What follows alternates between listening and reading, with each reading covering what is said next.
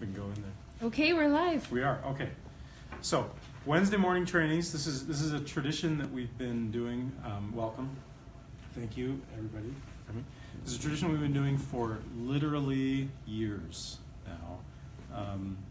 In this shop, we've been 3.5 years in this shop. And I even was doing them before we got here to this store. So it's been a long, long time that we've been doing every Wednesday morning at 6 o'clock. So now we're putting them on Facebook Live. So if you're interested, or if you have any questions, feel free to type them in. Any questions about pianos or technical, anything, Stacy will let me know. Yeah, say hi to Kathy. Oh, thanks for joining us, Kathy. So we talk about all sorts of things, sometimes piano related, usually piano related, but sometimes not. So I invite everybody to join us. We usually get here at the store about 6 o'clock. We usually start about 6:30, and that's of course Mountain Standard Time. So yeah, you're invited to join us. Okay, here's what we're gonna do this morning. Micah, you're taking the piano up to Salt Lake. That's being rented. It's a Yamaha U1. He asked for a great piano. He didn't really ask for anything specific. He didn't say, I want such and such a piano. I want such and such a brand. He just said, I want an upright, and he said, I want something that's great. Okay, perfect. Yamaha U1. It's what has been touted. I'm not sure. I would assume that it's true. As the #1 best-selling piano of all time. It's the 48-inch Yamaha. They've been manufactured since, I've seen them as early as the mid-60s.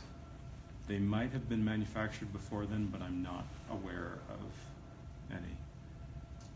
Or at least I've never run across any.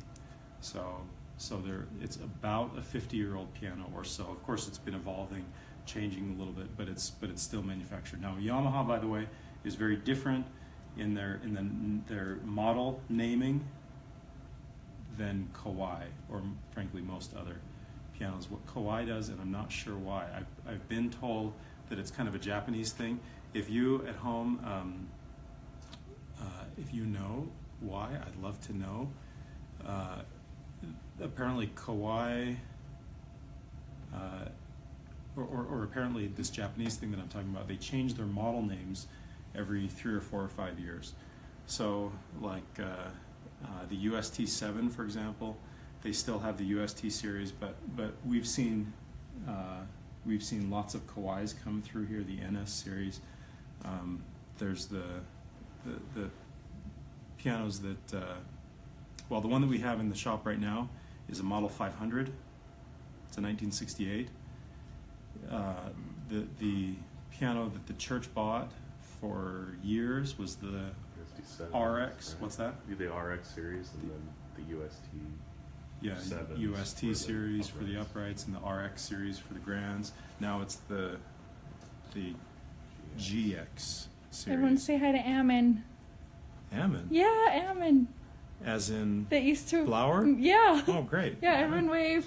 Cool. We all know him. Emma's been to many of these. So awesome. anyway, I'm getting off on a tangent a little bit, but the point that I'm trying to make is while Kawai has changed and changed and changed, and their pianos, as far as I know, are kind of the same with maybe a few little tweaks. Yamaha is very consistent, and the U1 is probably the most consistent of all. So that's the piano we're going to look at. And what we're doing, I had a request this morning from Jacob, a great request.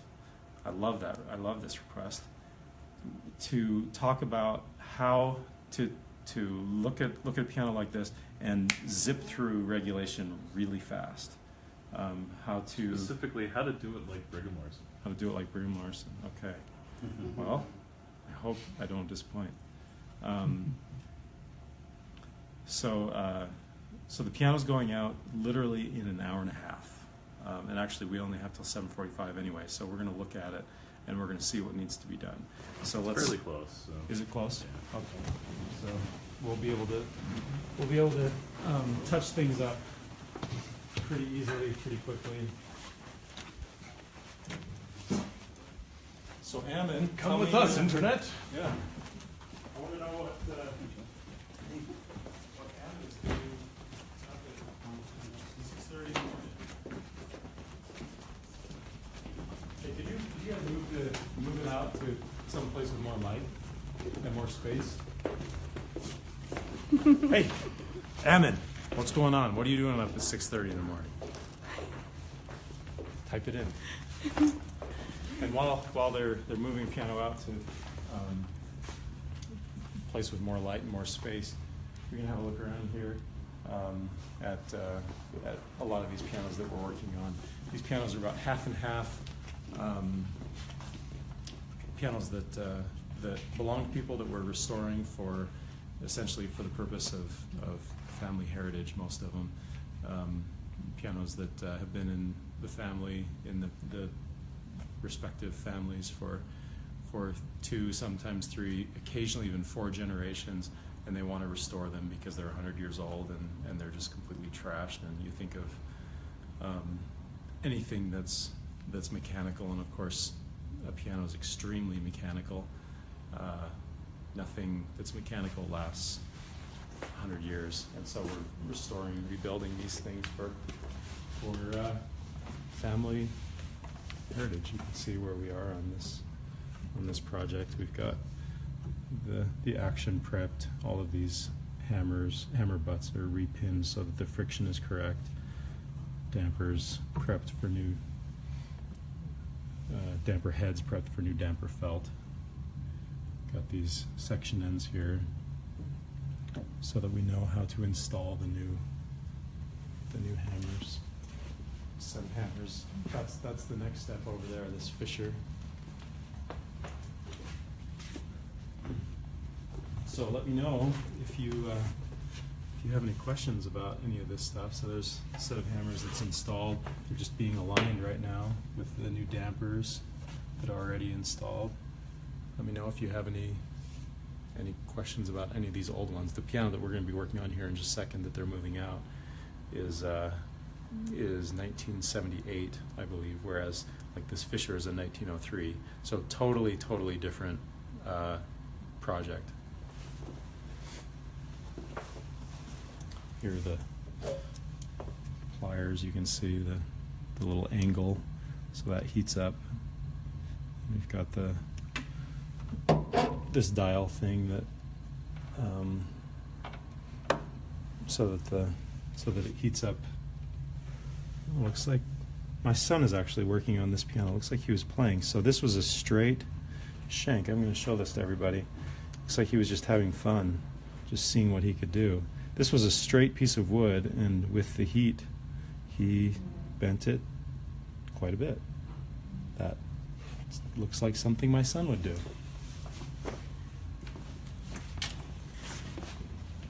We're going to leave it over there, but it's kind of cold this morning. Kind of cold, okay. Yeah, I'm so glad that it's bright in here. Hey. Oh, calm down. Hey, so while Dawn gets the We light. could put it in the shop. It's nice and bright in there. Chandelier will. Yeah, chandeliers. So I was just looking at Ben's Fisher piano that he's working on, and it looks like he was using his time very wisely. He took a shank and he bent it with the heat pliers just for fun. I guess those shank benders work pretty well. Okay. So 1978 Yamaha U1, 48 inches tall, really good piano. Brand new, this piano sells. The list price I think is $10,000 or over. It might even be $11,000, somewhere in there. So anyway, really good piano. The U series is the best, the top series. So generally, I think that's a good idea.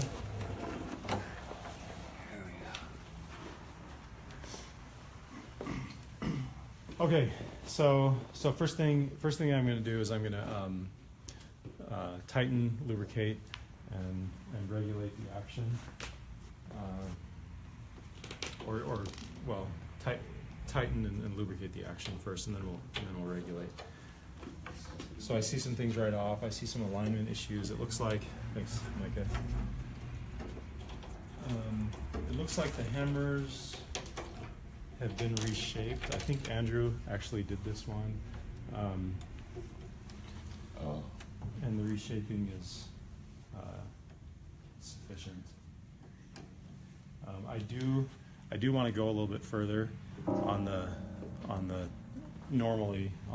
reshaping. It's fine the way it is, but generally when you're reshaping, I want the grooves to entirely disappear. I want to talk about an interesting thing that I had just 2 days ago. It was a 3-year-old piano. This note. So this guy he has a really, really acute ear, like incredibly acute. He's a musician, and he's very picky. He knows what he wants, and he's a tough customer, tough guy to please. He's actually a really friendly, nice guy, but his ear is so good that it makes it a challenge to please him. Anyway, so this C3, what he was hearing this note, and it was driving him crazy. Which, by the way, is not in the overtone series. Of that note. So the overtone series. Everybody know what the overtone series is? Yeah. Jonathan? Okay, you know about the overtone series. Do you know how far can you guys name the overtone series? Can you go? I go 2. Can you go? How many partials? You just did it? How many partials can you do, Scott?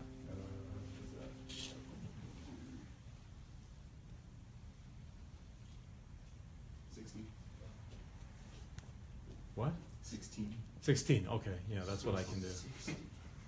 I thought you said 62. Okay, so what the overtone series is, you have a string, the entire thing vibrates, and that's what makes it pitch, and that creates the fundamental, meaning the lowest note in that string is the entire string vibrating. And then what happens because of physics is there's a node in the exact center of the string, and then you have 2 different segments of that string simultaneously vibrating at the same time that the whole thing is vibrating. And those 2 segments that are simultaneously independently vibrating, they also create a pitch that's an octave above because it cuts in half. And so you have the same tension, you have the same mass, but you have half the length, which creates an octave higher. So you have those 2 segments that are vibrating simultaneously, that the whole thing is vibrating. It also happens that it divides into 3, which creates what? The third partial, which is? Octave and a fifth. So you have 3. And then it cuts into 4, so you have 1 vibrating, you have 2 vibrating, you have 3 vibrating, you have 4 vibrating, which if it cuts in half, it creates an octave above. If it cuts into quarters, it creates what? What's that? Octave and fifth. No? Half is an octave because you have the same mass of wire, you have the same tension. So if half is an octave. If half is an then octave, half of a half half of a half is 2 octaves. 2 octaves. So that's the 4th partial. And then it cuts into fifths, into 6th, into 7ths, into 8ths, into 9ths, into 10ths. It goes on in forever. And all of those little segments, they make different overtones. They create different overtones. So, has everyone seen this where you open a damper without playing the note? So right now,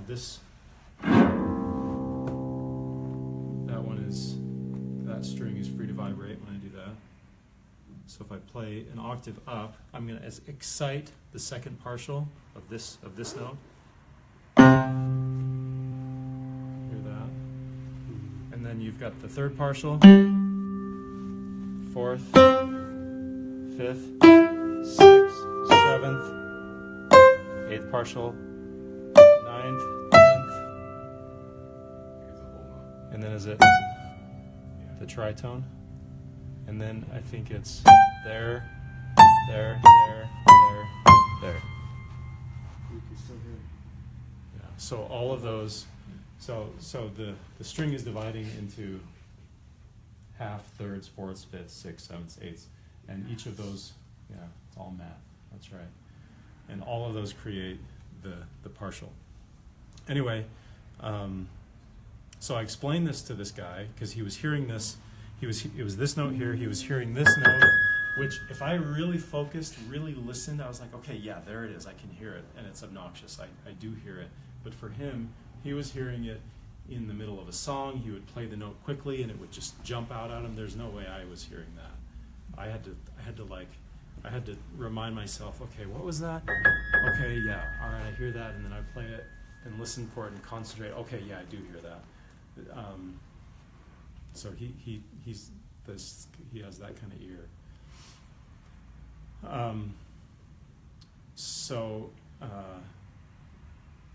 The solution. Any guesses? Tuning it slightly different. It's Well, not flashbang, part so of you the- can't hear it as well. What's that? Damage his hearing ever so Yeah. slightly. Or remove the string, the upper string. Remove the upper string. Well, it's a So if it's good not guess. part of the overtone series, That was kind of. yeah, was it a sympathetic vibration of something else around it? That was my first guess. Because voicing generally, that wouldn't, if it's not part of that series, it wouldn't remove that overtone. At least in theory. So I don't, Yeah, that was my first guess as well. And so, change the size of the string. Okay. Any other guesses? Paint it pink. Pink. Then you won't want to play it. he won't want Like that. What's that? How does that sound? You won't want to play it. Yeah, I like it's true. Okay, so all of these things were guesses that I had as well, and I put my hands over all of the strings that are free, like these strings up here, and all of the in this piano, you have this area here, and then down by this is a grand piano, and then so this is up kind of in this section, just kind of putting my hands, and as I played the note. None of that did anything. He was like, "No, it's still there," and it's You can hear it. Yeah. And I had to focus, and I could hear it. I think it might be something. His wife was saying that he has problems in restaurants and in different places with. I don't know. He just hears things. But he wasn't crazy. Like he was saying, "Am I going crazy?" And I was like, "No, I do hear it. I have to focus it. It doesn't stick out like it does for you." Anyway, So it was, which one was it again? C3? C3 and G sharp 6 was the issue. So was it the non-speaking length then? Of that bass string? All of these are great guesses, but that's not what it was. Awesome. Anyway, That's so awesome. it is awesome. So I put my hand over all of the areas where it could possibly be a sympathetic vibration. It was definitely a sympathetic or definitely an overtone series thing. And so I thought, okay, maybe there's some weird anomaly going on with the string. So this is in a bichord section. So that's where there's two strings on each note. And so I held one string and played it. Held the other string, muted that other string out, and played it, and it was there every bit as strong with both strings. This was So it wasn't a string thing. the C3? The upper note wasn't out of key. Yeah, I'm playing the C3.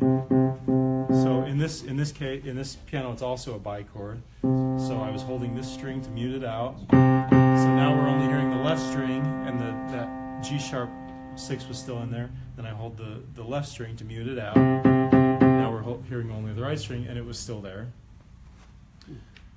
So, When you muted out the G6, it didn't quit? yeah, I've muted out the G6. Still rings? It's still there. Muted out all of the other sections that are the non-speaking links of the section. Still there. Muted out. Put my arm across all the bass strings. Played it. Still there. It's a ghost. Was it a loose part vibrating? Good guess, but no. And loose part vibrating. That's a very, very common thing. About 75% of the time, it's something on the piano. Usually it's metal on metal. And about 25% of the time, it's a lamp or it's a... Did you have a harp close by? No harp? No, good. But you're right, that's something like that. This is some guy back then. Yeah. Okay, I'll give you the answer so we can get to this. So what it was is, so this piano's about 3 years old, and string little compression area on the hammer had started to develop, and so that hammer is now getting away from. Does everyone know where the optimal point is mathematically that the string strikes, or the hammer strikes the string? Does anyone know that? Tip. Center. So, I mean, what segment of the string? It's a fraction. It's a certain fraction of the string that is the optimal point mathematically. It's 1/7. Okay, so 1/7 of the string. That's the optimal point. And as you get that compression zone, suddenly you no longer have just a point of the string that's hitting exactly, at least in theory, the way the piano is designed, to hit 1/7 the length of the string. But now you've got a wider area, maybe, well, not that wide. It's probably about that wide, that is now hitting the string, and it's moving away from that 1/7 point. So I reshaped the hammer, and it wasn't that badly compressed, flattened. Yeah, it was 3 years. I mean, he's a passionate, regular player, but it's not like he's demolished his set of hammers in only 3 years. There's a little bit of wear in there. So just reshaped him and got that shape back to the proper rounded shape, the right point. So it's back to just a little tiny section. Went from 120 grit to 400 grit, got it nice and smooth, and it went away. So it's the shape of the hammer and the point at which the hammer is striking the string. And that was the lower string? Because it was C3. I know. So you shaped the hammer Where on the you've got lower a string. long string. Yeah.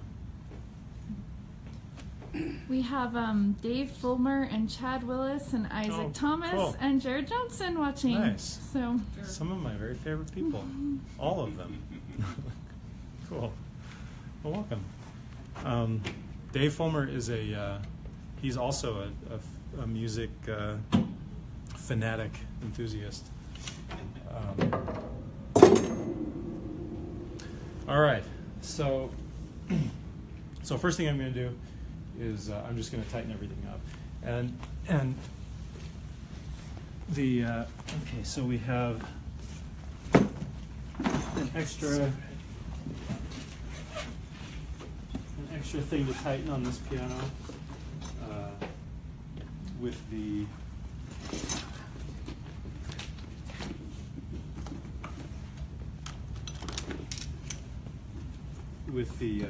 little brass flanges, or I don't know if they're brass on this piano.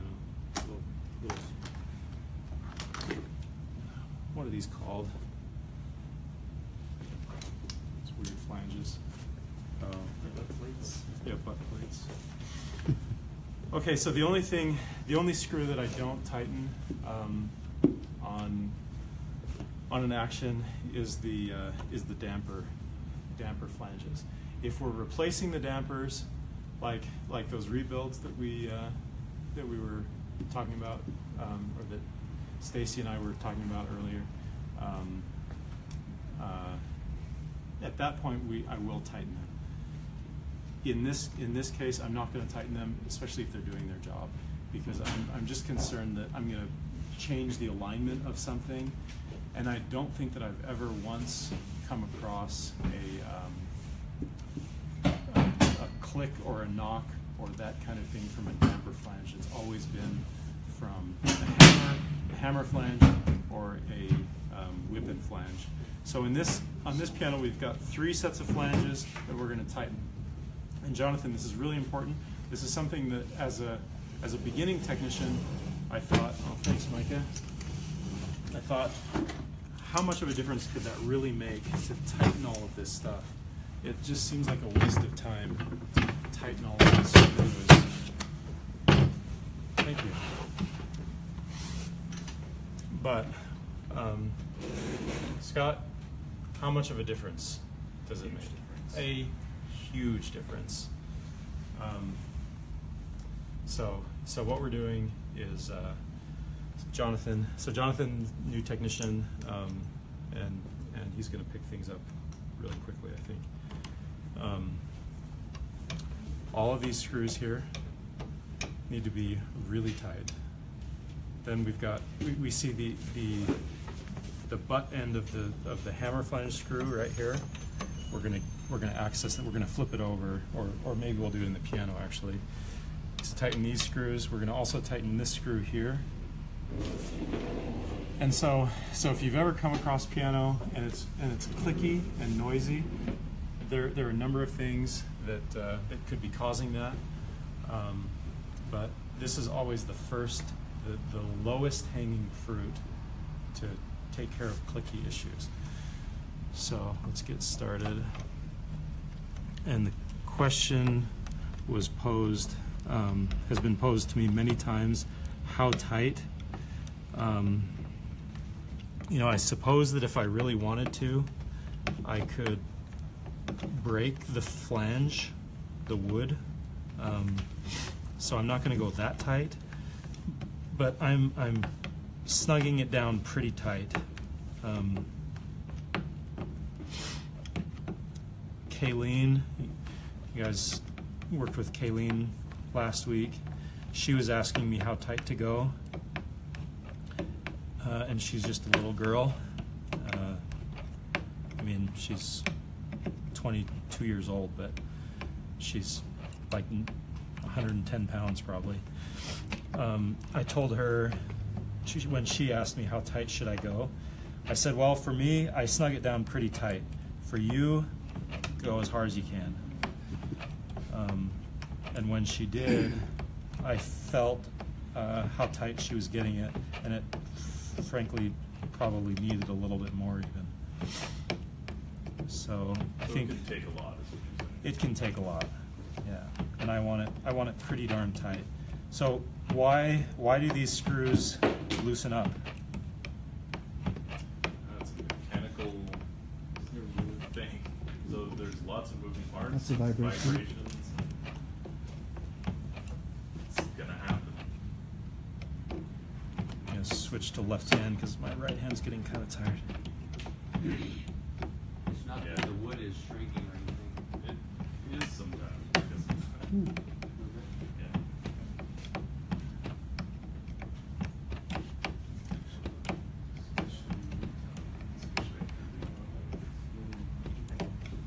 So I don't really know the answer, but my theory is that it's more the wood that's shrinking than the screw loosening. Those coils, like they use the plastic parts, do they use plastic flanges? Like those loosen any less? I think they do loosen less. Yeah. And then like this screw here, generally, so it's aluminum rail. Yeah, I can't. There's no play in that.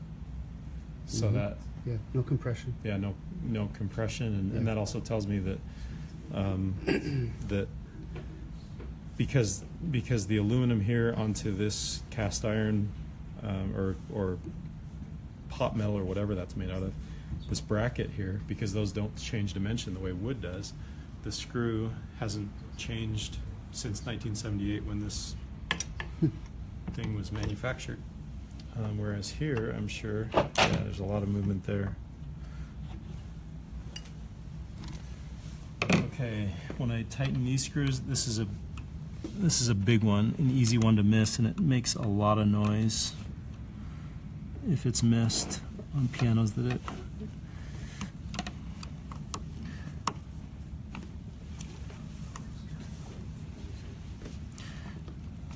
I think Andrew tightened these pretty well.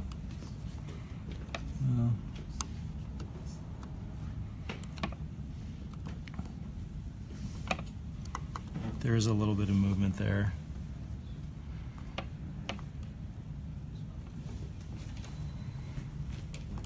You just doing a finger tight, or are you cranking it? I'm cranking it as hard as I can for a little screwdriver.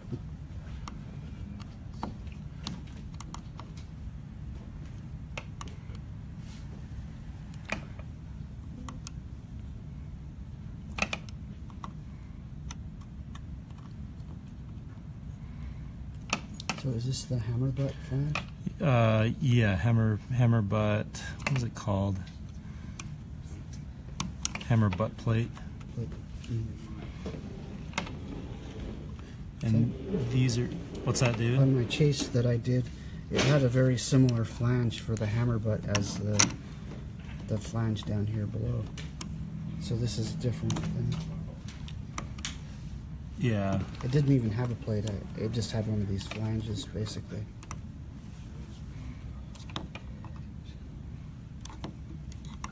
So was it a brass flange? No, it's a wood flange like down here. Yeah, right. Yeah, it's identical up here as it was down here. Oh, for the whipping. Yeah. Yeah, yeah. That's a. So this on a what that would be a taller action, and so there would be a whipping flange here, but then down here there's what's called a sticker that extends from right under here under the whipping that goes down to yet another flange right here. Oh, right. Yeah. Good morning, Julio.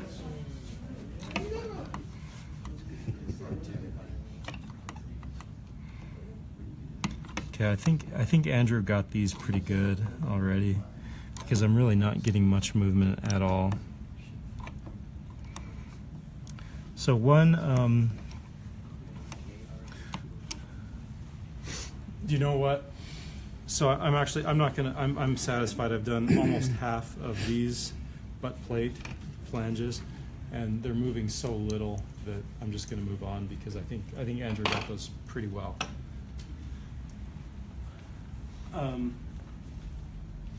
We have a cradle if you want to put it in it. Oh, No big no, deal. that's okay. Because I'm doing this often. In fact, I did this yesterday in someone's home where I don't have a cradle with me. So there are three points that I'm going to lubricate on the action. One with a liquid and oil, and the other two with a dry lubricant, Teflon powder. And it all has to do with the noise of the sustain pedal. And it really, lubricating all three of those points really, really quiets down the operation of the sustain pedal. Even if it's not a squeaky pedal, even if it's just kind of a regular noise, lubricating all three of those points does a pretty good job. And it seems to last quite a while, like years, usually. So first place, I'm going to lubricate. Jake, have you done this? Uh-huh. Yeah. Is Jonathan, you want to come see this? First place I'm going to lubricate. So here's the sustain pedal, right here. See how that pulls away all of the dampers simultaneously? So when the rod pushes up here, it pulls all the dampers away from the strings, and then when you release the pedal, it goes back down. So there are 2 points that the damper lever right here is engaged. One is by this metal rod that goes to here. The other is by the spoon, which you can see is right there. So either the sustain pedal pulls all of them up simultaneously, or the spoon pushes just the one damper individually.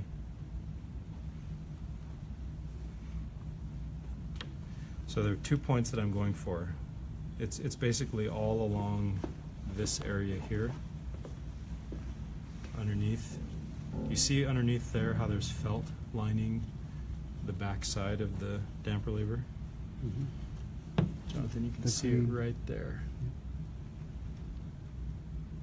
So basically all of that felt is what I'm gonna... I had a piano yesterday where that metal rod, the hanger, was rubbing against that, and every single one would just rub ever so slightly. So all of them collectively made this really loud squeak. Oh yeah. Was it a bushing? Was it a bushing in the... It was a case of they put the wrong kind of lubricant on it. So it was like a graphite or something. Okay. Strange. So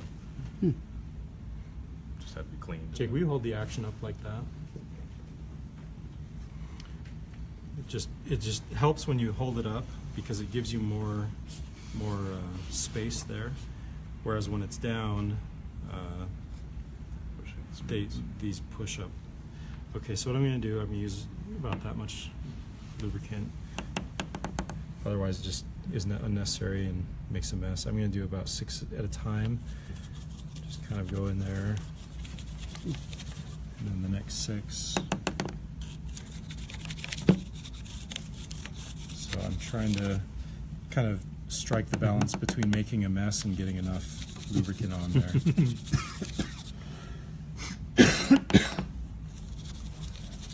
And really, I'm trying to work it into the felt of the underneath the damper lever. So I am getting it on the spoons and on this rod here, but I'm really focusing on the felt.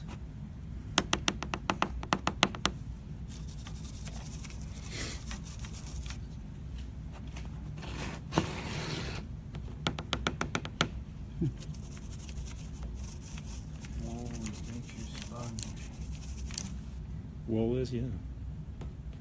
Or sponges are nature's sponge. Yeah, that's probably more accurate. That's funny.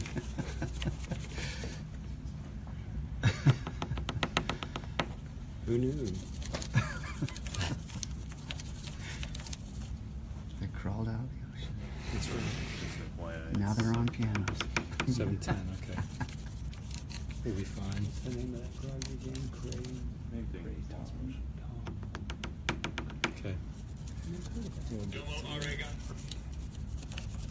not very well known in the U.S.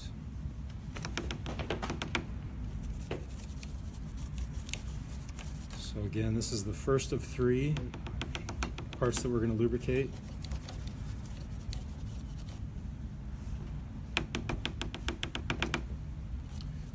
And when we turn this over, by the way, there will be some Teflon powder that spills out onto, in this case, the table, or in yesterday's case, the customer's carpet.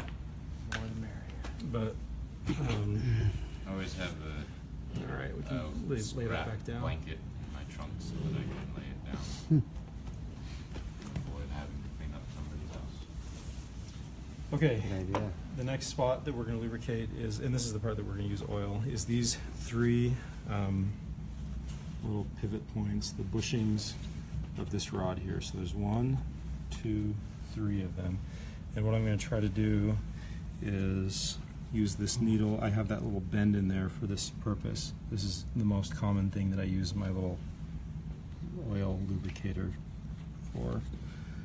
Just gonna try and saturate the felt. So the felt essentially becomes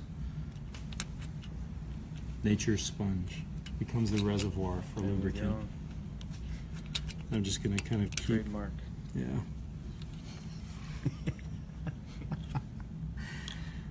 Putting that in there until it feels like it's saturated. There, now it's getting oil everywhere, so I know that it's saturated. You get both sides.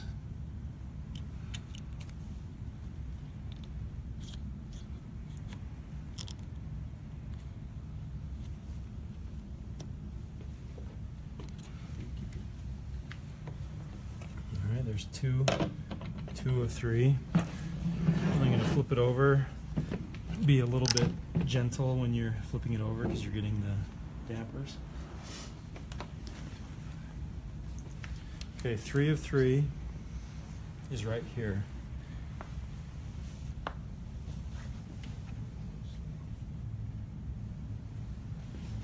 Oh, yeah. Can you get the camera on that? Kind of up. So- up Can't see much with that. There we go, right there. So this is probably the least common culprit of squeaks, but it is definitely a frequent culprit. It's enough where you do it every time anyway. Yeah, for sure. And here again, I want that whole area Mhm. to be. Yeah, Joe, you don't enjoy a steady hand, do you? No, they always have to be moving.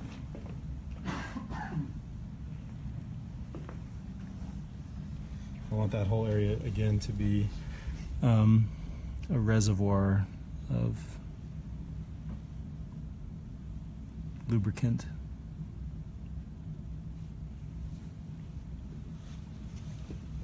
And that's the felt on the damper.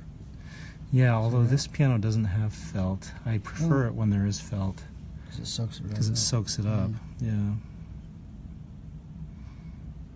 What is that made out of? Is it rubber or leather? What, the divot? No, the stuff that's underneath the... It seems like it is wood, but there's some kind of a coating on it. There's something Yeah. else that's some sort of lubricant. I'm not sure what it is. It might be a dag something. Yeah.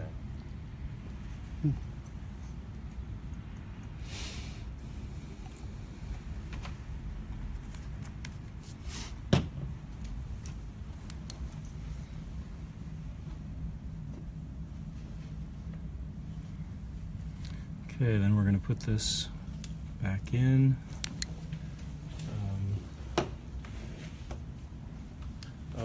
I'm also, while we're at it,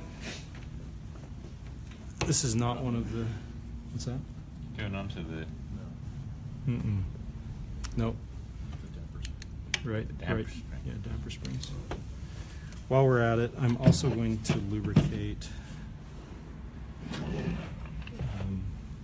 So you can see there's a little bit of, well, not much Teflon. So that's a good amount. I'm gonna lubricate this right here. And then I'm gonna lubricate the top of this. It works, olive oil. If you don't have that special oil, or are you making a joke? Probably end up smelling after a while. Going rancid. Your piano's rancid.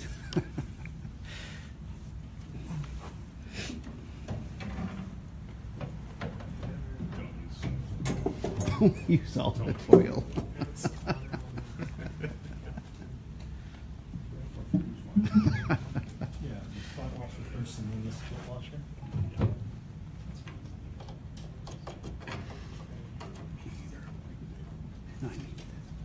Oh. Okay, so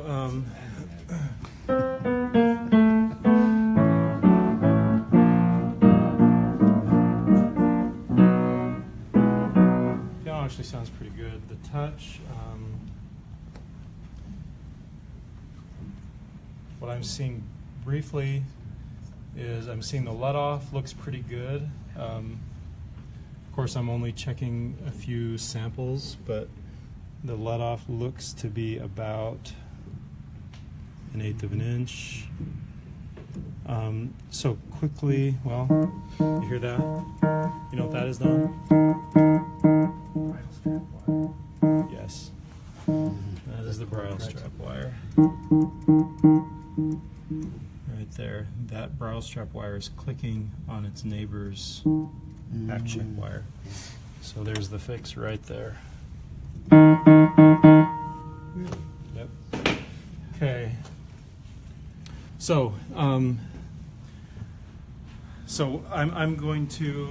not going to do anything about the leveling. The leveling could be touched up, frankly, but it's fine. Nobody's going to ever notice that. Dip. I'm probably not going to worry about dip either. It's a 1978. If I come across any dip issues, anything that really feels out of the ordinary, then yeah, maybe I'll go back and adjust the dip one way or the other. I'll use that as kind of a reserve regulation course of action if I need it. So, Jake, what are the 3 things that affect our aftertouch? Right, aftertouch is what we want. That is what we want. We want the correct amount of aftertouch. We want consistent aftertouch across the keyboard. And there are 3 things that we can manipulate in order to create and adjust our aftertouch. Do you remember what those 3 things are? So we got lost motion. Right. Which is related to Aftertouch. lost motion is a result The of blow blow distance. distance. Yep. What else? What are the other 2? I'm putting you on the spot big time here. I can't remember now. Okay. Don? Let off, dip, and blow. Good. Yeah. Let off, dip, and blow. Good. Good. It'll They'll get to it'll me. become automatic. Tip and blow. Let off, dip, and blow. Yeah. You gotta sear that into your memory, David. That's right. That's the okay. Also love. And love. And lots. Key ingredient. And Kratom. So what I'm gonna, there are really 2 things that are sticking out at me right now on this piano.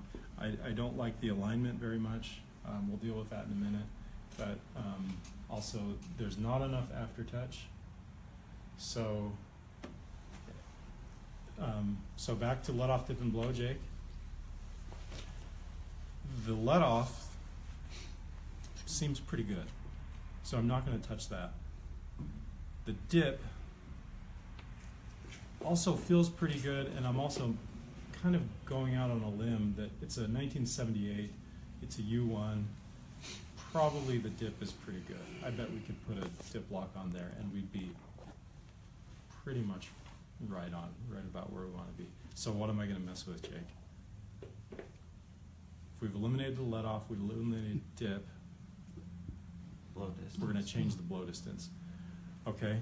What's the relationship of blow distance as we go closer? Looks like we've got some tight hammers over there.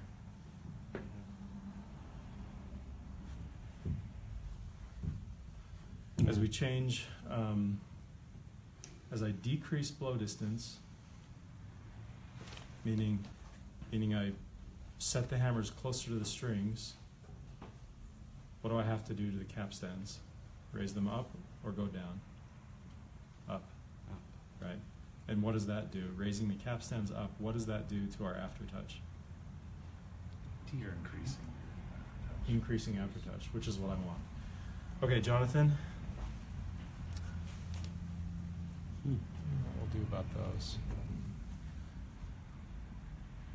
So aftertouch, Jonathan, is, do you see how with that hammer it comes close to the string, but then it stops at 1/8 of an inch and then it actually starts to pull away?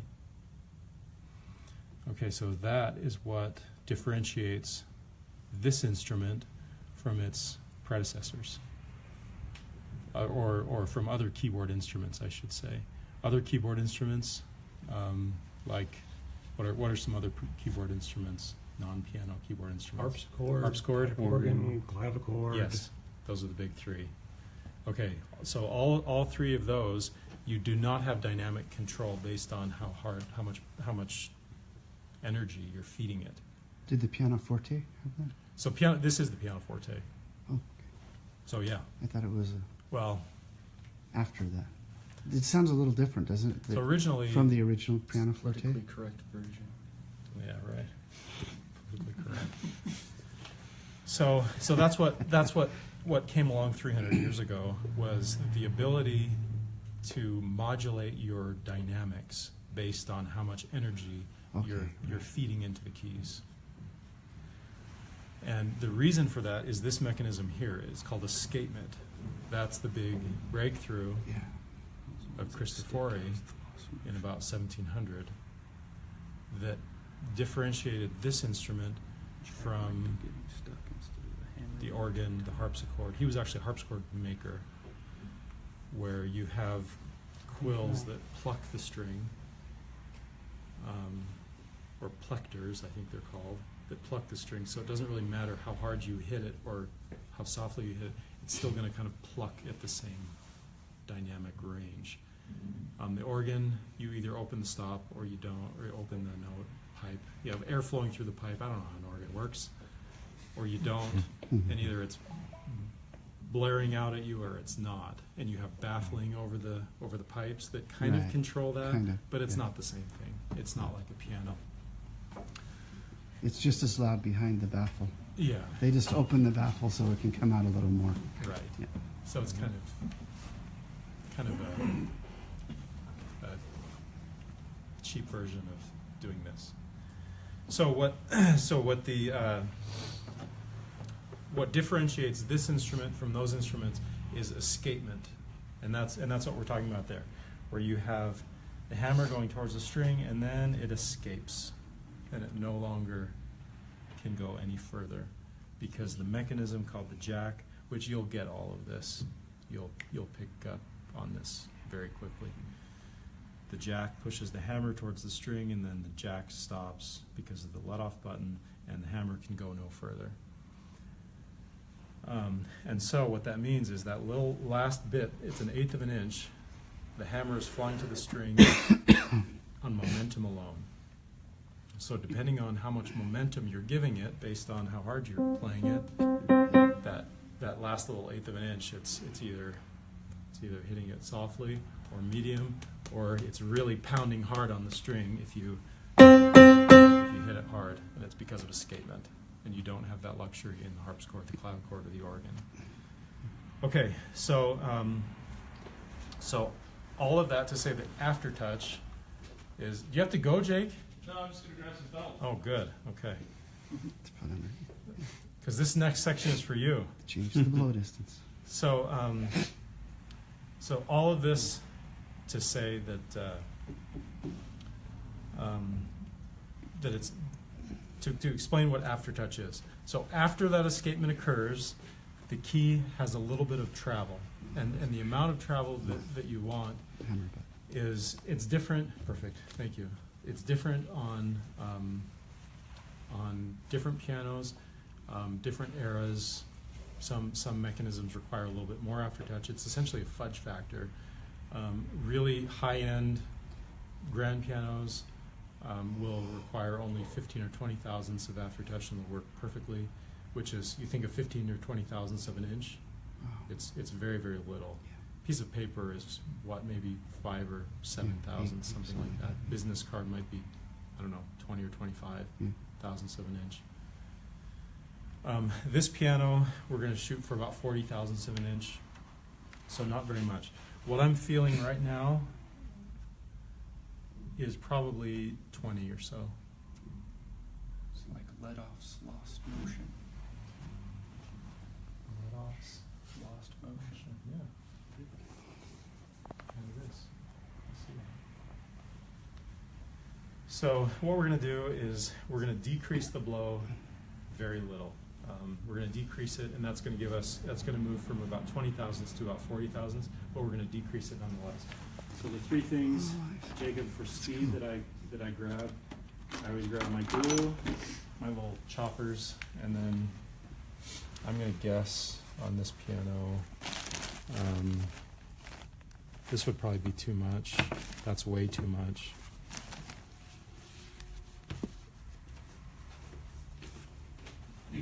It's probably going to be either one of those two. And let us all good on this one. Let off seems pretty good, yeah. I really like this stuff a lot too, this is firmer. Oh, the leather? Oh, it's not leather. It's not? Oh, did I grab the leather? No, this is felt. This? Yeah. You sure it's not synthetic leather? I don't think so. I don't know. Let's try this. Let's see what this does. So I'm just going to put that in there. We've introduced a little bit of lost motion in there.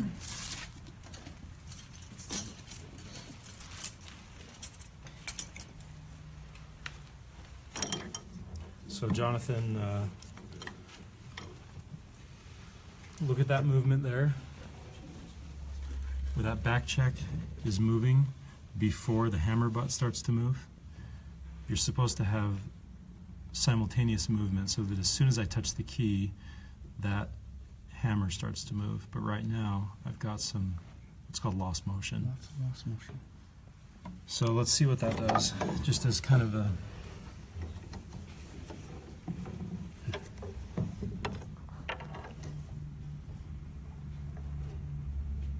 there. I want just ever so slightly some lost motion because we still want the hammer to be resting.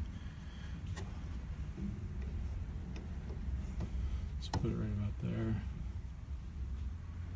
And we definitely have good aftertouch, and we'll go over this, how to determine how much aftertouch how to feel aftertouch. I'm going to do another sample down here.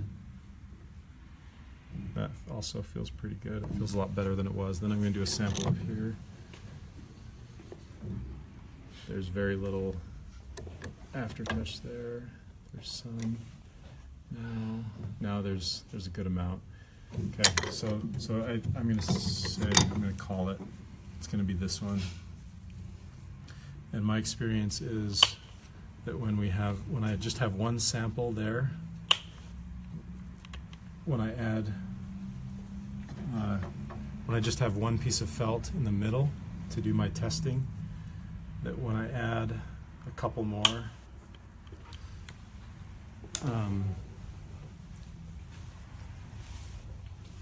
in these other spots, it does tend to Decreases blow distance a tiny bit more. yes, decreases blow distance a tiny bit more, exactly.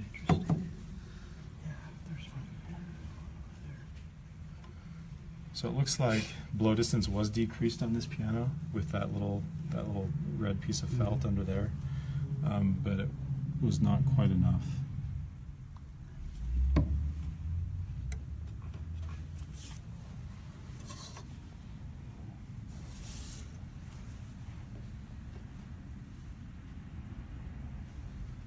Okay, and then we take up all the lost motion because it's not the decreasing of the blow distance that changes our aftertouch, right? It's the decreasing of the blow distance that necessitates changing the capstans, and it's the changing of the capstans that does our work for us, that actually changes the aftertouch.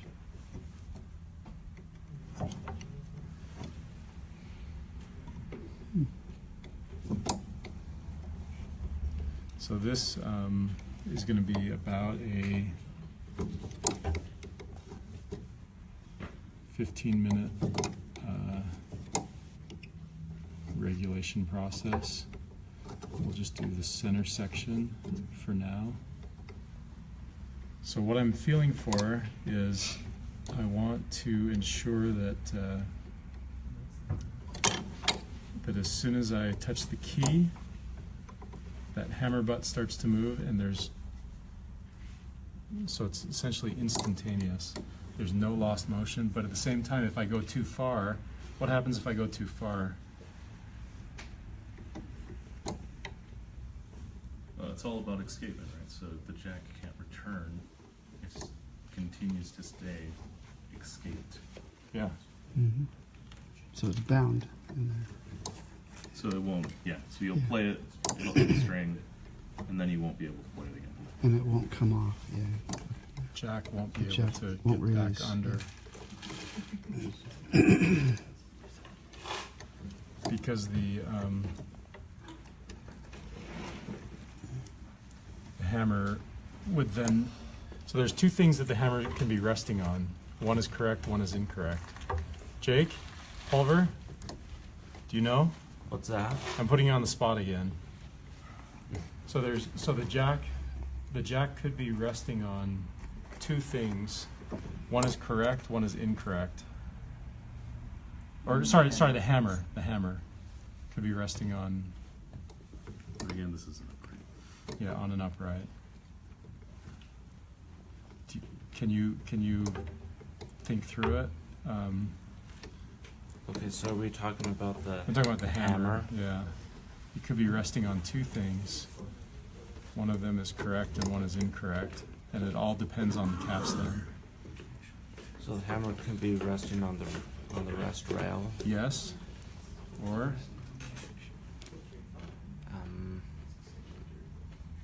I'm not sure on the.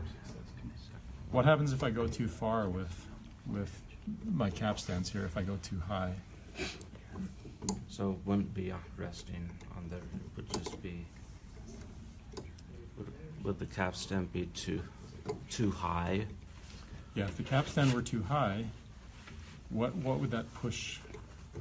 What would that push up? The jack? The jack, exactly. Yeah. So the hammer could either be resting on the rest rail, like you said, or it could be resting on the jack.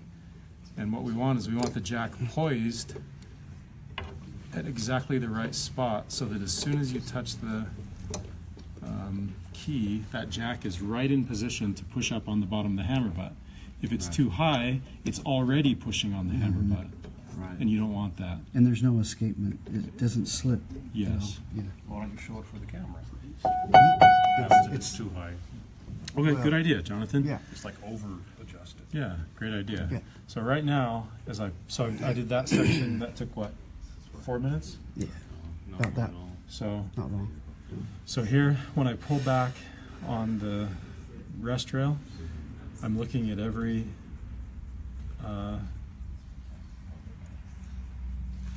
now of course that was a fairly minor adjustment, right? But It's a typical amount, though. yeah. So as I'm pulling back, tugging back, just giving it a little bit of a tug, I'm noticing that all of the hammers are following, meaning the hammers are indeed resting on the rest rail, which is what we want. And then Jonathan, you asked about over adjusting. Let's go to this one. Let's go too high. And I'm going to go too high. The stabilization of your camera took all that movement out, so they couldn't even see it. Oh, serious? So Interesting. weird. That is weird. Okay, right now good. that's too Because my high. hand is not steady. So as I tug on the rest rail, do you see this hammer, Jonathan? I do. Do you see how it's not moving? Mm-hmm. Okay, that's because this capstan is too high, Yeah. which causes this jack right here to push up on it, to push up on the hammer butt, which means that the hammer butt is resting on the jack, not the rest rail. Yeah. Okay, so what that causes, we'll see.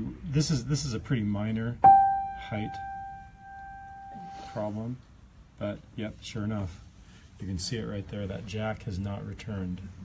The jack is supposed to be all the way under the hammer butt like that. It's hidden. But if I do that,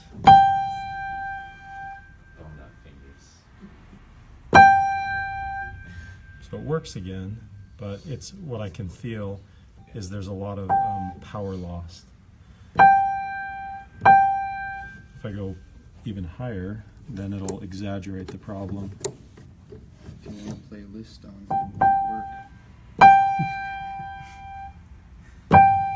Now there's a lot of power loss because the jack is way out. Actually, this piano, I think, two things: probably the shape of the hammer butt and the strength of the spring. That jack is still getting under there It's still getting some. pretty well. Usually on most pianos, what happens is you'll get essentially a misfire, where that jack will not be able to get under the hammer butt enough, so that when you play it, it's just shooting up into space. But in any case, I mean, obviously that hammer's way too high. You can see it lifting off of the rail. Yeah. I wonder if that's kind of what makes Interesting. the Yamaha U1 Solid paper. such a solid piano. It's like the AK-47. You can get sand in it, and you can roll around and take it everywhere in the backcountry, and it'll still fire. It's designed to compensate for lack of training. Okay. Hey, there you go. The Yamaha U1, yeah. Just like Lack of that. maintenance. It can take any piano Yeah. regulator. From what I understand, the M16 is a superior weapon as long as conditions are perfect. As long as you're not taking it into a jungle or taking it into a desert or anywhere that warfare happens. As long as conditions are perfect, the M16 is a better weapon. That's why everyone prefers the AK-47. Anyway. I hear stories of people digging up AKs and still being able to fire it. So the Yamaha U1 is the AK-47 of pianos. Society. But we don't know. I second the motion.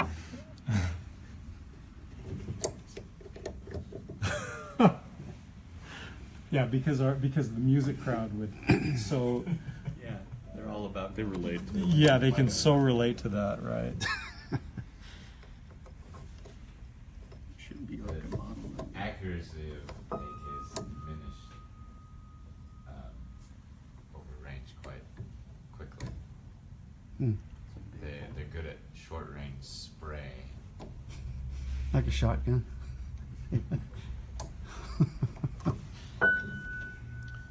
Okay, so I'll stop there on the right here. So I'm definitely Jacob, to answer your question on how I do lost motion relatively quickly. I think I'm not sure, but I suspect that maybe I've just developed a feel for kind of exactly what constitutes the correct amount, and I know right where to stop. I don't know. I'm not sure how to actually answer that question, but Feel when that jack just starts to touch. yeah. And, well, really, I'm watching. I'm watching the back check in relation to the catcher. Like the relationship between those two things right there. That's the big. Right. That's the action point right Yeah. there that I'm watching, and I know that I want. So sharps, for example, I actually grab with my two fingers. Do you see how I'm grabbing the sharp and kind of wiggling it? And I'm seeing, okay, I can get that back check to move ever so slightly without the catcher moving, Right. which tells me I'm in that perfect spot. Okay. Tool that.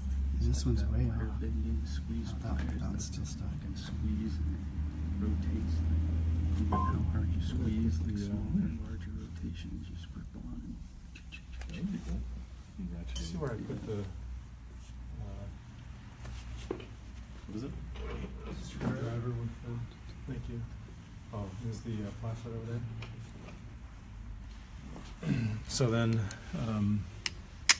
I always put the flashlight on the shank, I guess, of the screwdriver, and that enables me to get in there. And so here again, what I'm feeling is I'm feeling that these screws are definitely in need of tightening.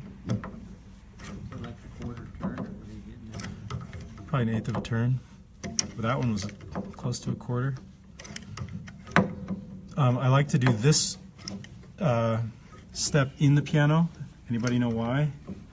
Push against the weight of the Exactly. It's already mounted in. Oh, There right. we go. Makes sense. Mine looks like a scope on the barrel. So are Yeah. there certain you see Speaking of patterns in M16. brands that need more tightening or things like that? I feel like Yamaha, for some reason, just in my opinion, I don't know if it's true or not, but I feel like Yamahas do tend to need tightening. I totally agree with that. And you know, I wonder if I also noticed that Hailuns, that when they first come in, they need a lot of tightening, and then again a month or two later, and I think that's because they're in a different climate. I don't think that there's anything wrong with the materials or wrong with how they were put together, but it's just the nature of the wood. So what we're seeing is moving from the climate of High humidity. East Coast China Yeah. to Utah, and so that wood is Extremely. yeah right. Evidence again, pianos are alive. It's true. This is why we hate digital pianos. Digital pianos are the enemy. Someday they're gonna be conscious. Yeah, You gotta speak nice to them. that's right. Yeah, I'm gonna be a political prisoner of the digital pianos. For For- decades of piano torture. Hear that G sharp 7 for the rest of the day. That's right. So first thing that I do in this alignment is I'm going to tighten all of these. I'm almost there. Just finish this section, and then I'm going to go through. And here's a great principle that I've talked about many times: is that you do the worst one, and then the next worst, and then the next worst. So right now, and I'll show you what that means, Jonathan. Right now, when you look at the alignment of these hammers, it just looks like kind of a disaster. Spaces are wide and then thin and wide. Like right in here. It's really wide. While I finish this up, does somebody want to explain to Jonathan what I mean by that principle of doing the worst than the next worst? The biggest gap, let me say, this is the most egregious misalignment right here. See, there's a wide and then a narrow, and this needs to be moved this way. So if you adjust that one to be in the middle, then you go to the next worst one. That's right here. And this one is kind of a little bit on this side and a little bit on both sides. But if you'd move that over a little bit, then you find, okay, you've taken care of those two, and then maybe there's one here that needs it a little bit, and one here that needs it a little bit. Pretty soon you've done 5 or 6, and they all look great. You didn't do every one. Yeah. Kind of See, it was the equalizes. worst, and then the next worst, and the next worst. Pretty soon, yeah, that's good. It's more encouraging psychologically. Yeah, that it is. Looking at the big picture. Instead of going, oh no, I have to do all of those.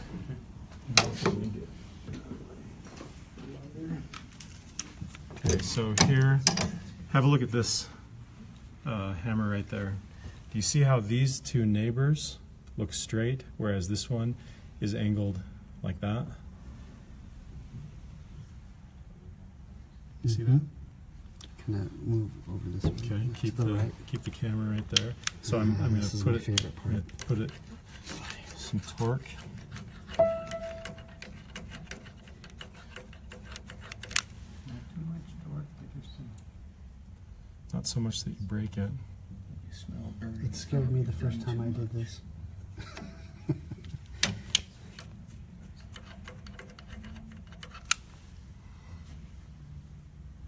I love the smell of roasting pianos in the morning. Piano shanks on fire. Nothing gets the appetite going like that. Okay. Not That- quite as good as s'mores, but Yeah. pretty good. Okay, here's another one. That's a little bit off the opposite direction. You see any more, Jonathan, up in the third section? Up in this section, you see any more? Looking for it this way or that way.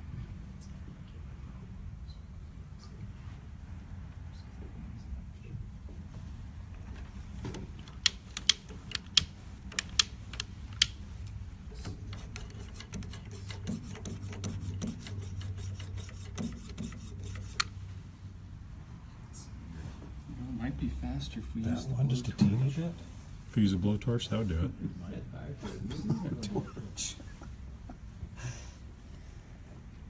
It's tradition. Somebody has to make. How about that one? Exactly. Thank you. Okay, yeah. So you applying the heat more just in the middle? I'm kind of going up and down the shank to heat up the whole thing. So I'm trying to heat it up enough that it's gonna be able to do its thing, but not so much that it turns any of the wood black. Yeah. Okay. Or Scorches. starts it on fire. Yeah, especially not that. Here's another one. Have you ever One. done that, Brigham? No, Have you ever caught it on fire? I never have. Good. There's I one just that's- wondered. Yeah, I was nervous the first time I did it. that's moving a little bit. That one's slightly to the left. Or no, this one. Sorry, that one's to the right, not that one.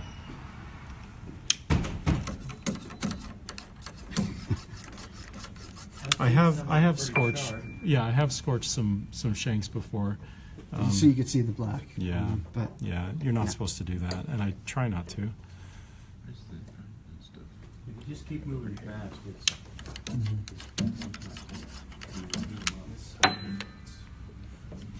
There's one there. oh yeah, on the bottom end, it go that way. Yep, Yeah. that's right. So back to the doing the worst one and the next worst principle. So you've got 88 notes, and not only will if you do the lowest note and then the second note, then the third note, then the fourth note, you go in sequence from 1 all the way to 88. 1, it won't actually be that accurate. Your accuracy will actually decrease. And 2, psychologically, it'll just drive you crazy. So if you run out of time, you'll have a whole section that looks off. Yeah. Well, and plus it seems like over time it might start going to the wrong angle. You might start going that way, that way, that way, that way more and more as you Okay. go along. So I've definitely got an issue here. I'm going to check the alignment.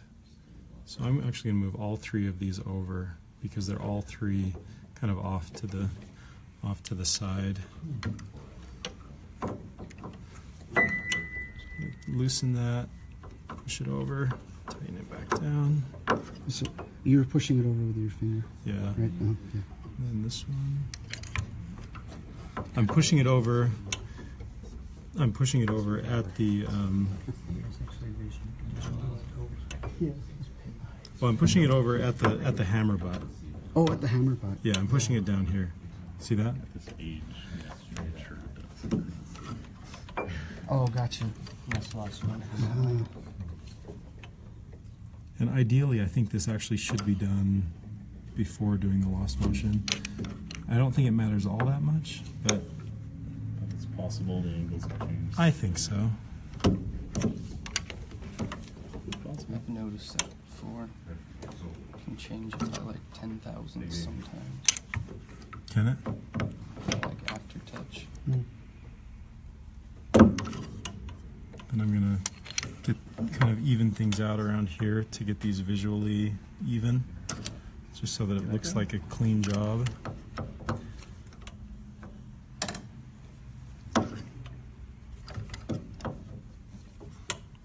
So it looks like a professional worked on this piano, not a kindergartner.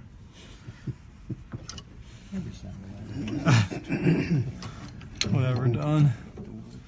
Your work is immaculate. Double capstan. Okay, now we've got an issue here. Maybe something here. It's a pretty good gap right here, too. Yeah.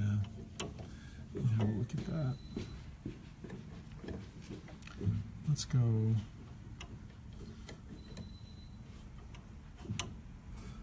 over on this one.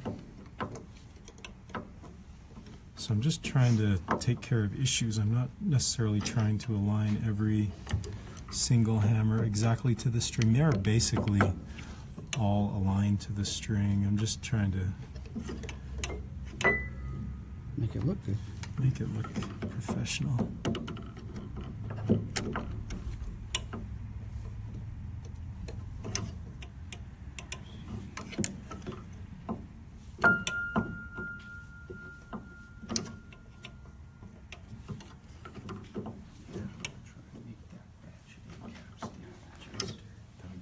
Some event at 8 o'clock in Cedar Hills. Okay.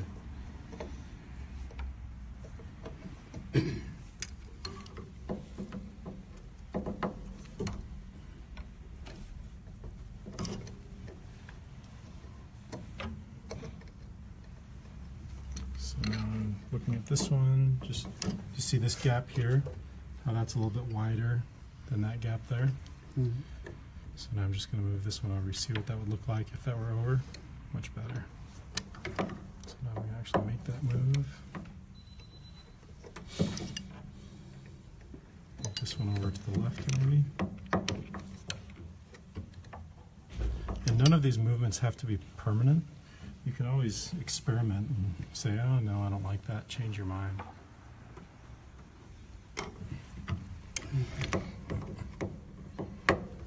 Did you do all the lost motion in the base? There's 4. It's still moving up 5. Okay.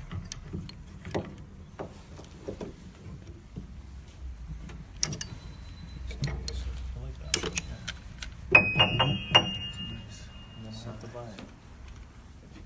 Okay, so then the final step that I'll just go over really, really fast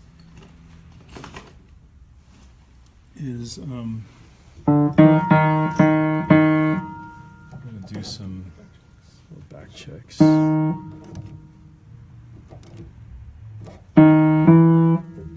you're lining the back this with that hammer butt.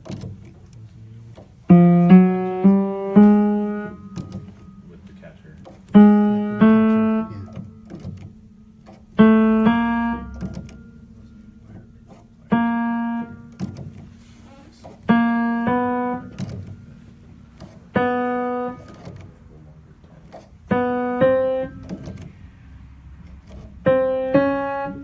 So these are all off a little bit. A little bit to the right.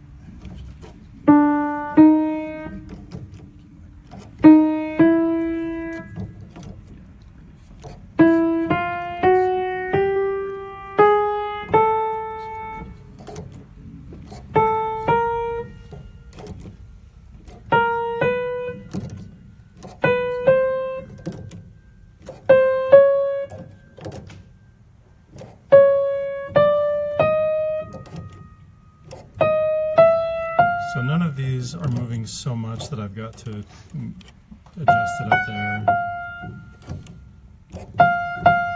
Okay, then I'm going to put my head down here. So put the camera right there and you can see the worst ones. So here again, I'm just going to do the worst ones. Like that one was bad, that one was bad, this one is bad, this one. So do you see how just in that like 10 seconds of doing the worst ones, already it's vastly better. Yeah. Checking is good. Now I'm going to look for wires that are maybe a little bit askew. These are actually pretty good. I'm not going to worry about those. So now in this section we've got our lost motion, we've got our alignment, we've got our tightening, we've got our back checks, we've got our wires.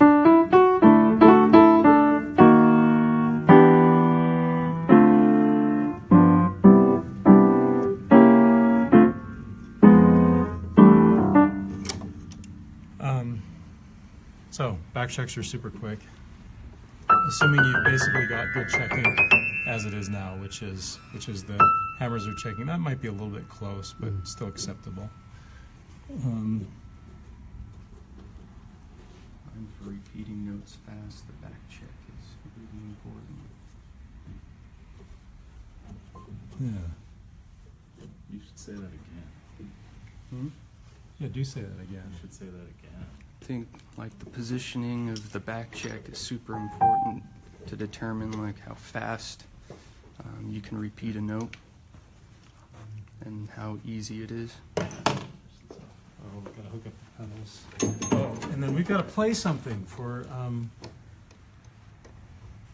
Facebook, for the audience. Forgot that. How could we forget that? So let's hook up the pedals and then, Joe, you want to play something for us? Sure thing.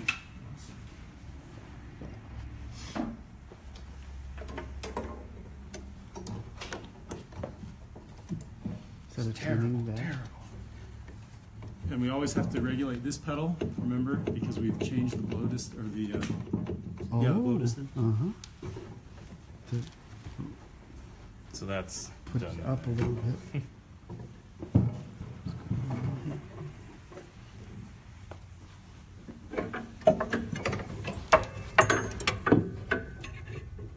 Oh, so are you twisting it so that it can rise up a little bit? What are you? Sometimes it's right in the rod, right? Not usually for that Oh. one. Oh, that's right on the pedal. The middle pedal sometimes has there. Oh, you can't really see it. Somebody want to grab a bench for Joe? Did we figure out these notes up here? So, Yeah, the strangeness where it's. you know what we can actually do is, we could do some alcohol water on those two notes. Yeah.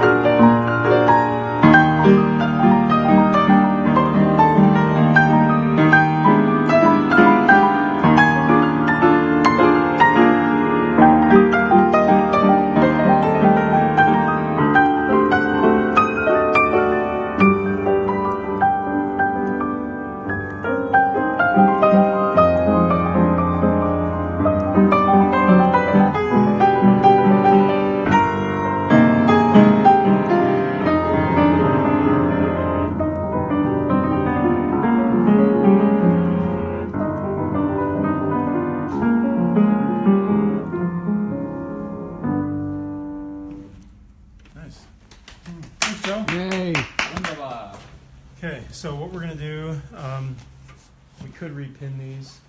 We can also just I don't know.